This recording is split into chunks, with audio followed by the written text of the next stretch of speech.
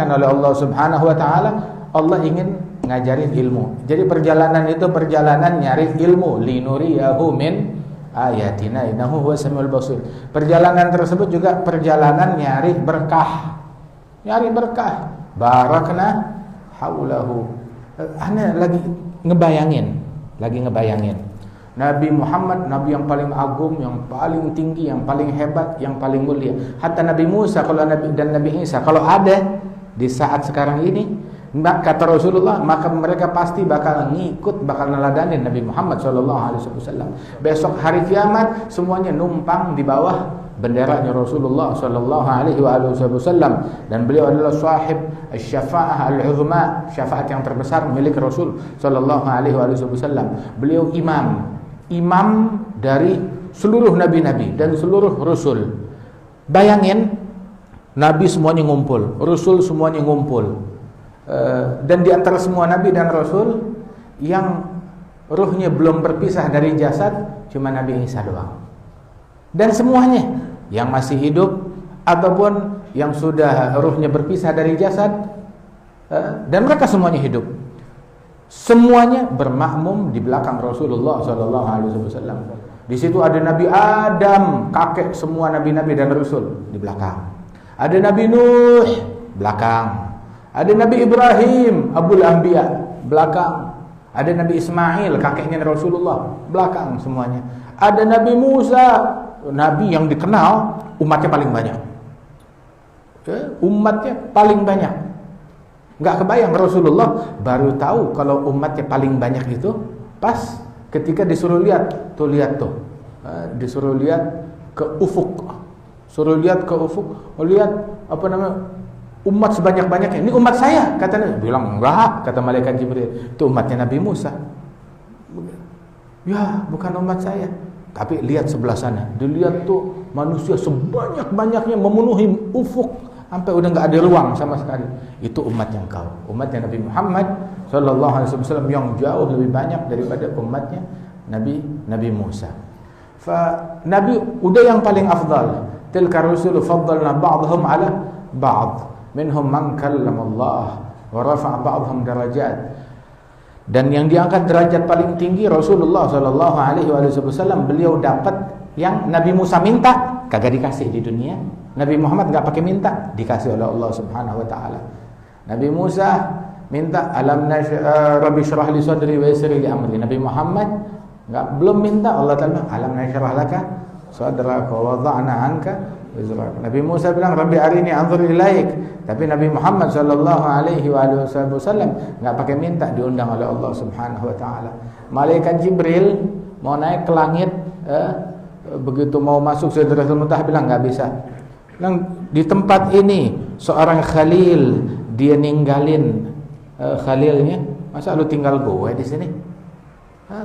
Di tempat yang asing ini kamu tinggalkan saya? Bilang ya Muhammad, wa ma minna illa lahu maqamun ma'lum. Enggak ada seorang pun dari kita melainkan tuh tiap malaikat itu punya magam yang udah ditentukan oleh Allah Taala. Udah enggak bisa maju lagi. Udah stopnya udah di situ. Kalau saya maju, ana in taqaddamtu ihtarabtu. Saya kalau maju saya terbakar. Wa anta in taqaddamta ihtarabta. Kamu kalau maju menembus batas, menembus hijab. Dan Nabi Muhammad satu-satunya makhluk yang diizinkan untuk nembus. Yang lain enggak punya izin, enggak punya akses. Rasulullah punya akses. Segitu beliau masih hidup di dunia. Dan malaikat Jibril enggak punya akses. Tapi Nabi Muhammad sama bajunya, untung bajunya bukan asil. Begitu, kalau itu dia iklan paling tinggi. Masya Allah. Punya akses Rasulullah. Sampai sendalnya Nabi punya akses. Nabi Musa waktu di lembah Mugaddas di Tua bilang ikhla'na alaik innaka bil wadil mugaddasi Tua, buka sendalmu, kamu di lembah yang suci. Tapi Nabi Muhammad Anda enggak pernah dengar di hadis fil Bukhari ataupun di mana disuruh buka sendal. Begitu. Naruhnya di mana? Bukanya bagaimana? Enggak ada disuruh buka sendal. Nembus. Sallallahu alaihi wasallam. Maka dia bilang ala ra'si hadzal qaun na'lu Muhammadin. Masya Allah. Alat itu di atas kepala semua alam semesta ini ada sendalnya Nabi Muhammad sallallahu alaihi wasallam, ke tempat yang mana enggak ada satu makhluk pun yang misalnya kecuali itu Rasulullah sallallahu alaihi wasallam. Kok sendal bisa ikut naik? Soalnya nempel sama Nabi, dekat sama Nabi Muhammad. Ente kalau mau tinggi, tempelin Nabi Muhammad, jangan jauh-jauh dari Nabi Muhammad, tempel terus Rasulullah. Gimana nempel Rasulullah? Tempelin akhlaknya, tempelin adabnya, tempelin sunnahnya, tempelin syariatnya, nempel. Sandal aja nempel sama kaki Nabi Muhammad, Masya Allah. Itu Sayyidina Abdullah bin Mas'ud, dia bangga banget. Dapat sebutan apa? Sahib na'li Rasulillah. Sahib na'al. Apa tuh kalau bahasa kita? Juru sendal. Juru sendal. Sendal siapa? Sendalnya Nabi Muhammad sallallahu alaihi wasallam. Beliau adalah juru sendal, juru siwak, juru tuhur, yang menyiapkan alat berwuduknya Rasulullah, dan juga juru sahibu sirri Rasulillah, yang dipercayakan untuk sir. Jadi kalau Rasulullah ngomong hal-hal yang sensitif tuh enggak ragu untuk ngomong di hadapan Abdullah bin Mas'ud.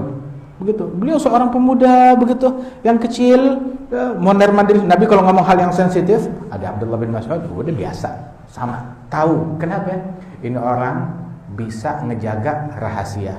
Enggak kayak kita, dengar dikit, wah, berita besar ini. Begitu mau nyampein kemana-mana.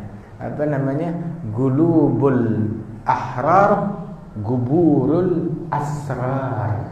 Ya, gulubul ahrar, guburul asrar. Hatinya orang-orang suci yang udah merdeka, jiwanya dari perbudakan nafsu, hati mereka bagaikan kuburan bagi rahasia.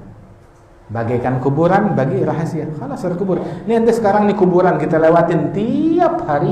Kita ngelewatin kuburan di mana-mana. Begitu. Ada enggak ada tangan melambai, Anda punya khobar? Enggak ada. Enggak ada. Masya Allah. Hakada. Nah, hatinya orang yang udah merdeka itu bagian kuburan. Mereka bisa menyimpan rahasia dengan baik. Subhanallah. Alhasil Nabi Muhammad adalah orang yang paling mulia di antara semua nabi dan semua rasul. Semua nabi dan semua rasul. Tapi nih, yang kita mau ngomong dari awal adalah gimana tuh perasaannya Nabi Musa waktu beliau tahu Nabi Muhammad sholat di tempat bekas beliau duduk dan nongkrong di bawah pohon. Cuma ngadem di bawah pohon, baca doa, Rabbi inni lima anzalta ilayya min khairin faqir.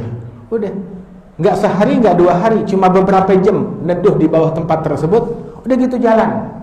Tapi Rasulullah sholat di tempat tersebut, GR apa kagak tuh Nabi Musa? Wah, tempat gue yang itu Rasulullah sholat di situ. Gimana tuh perasaannya Nabi Musa? GR kayak bagaimana? Terus bayangin perasaannya Nabi Isa waktu dapat kabar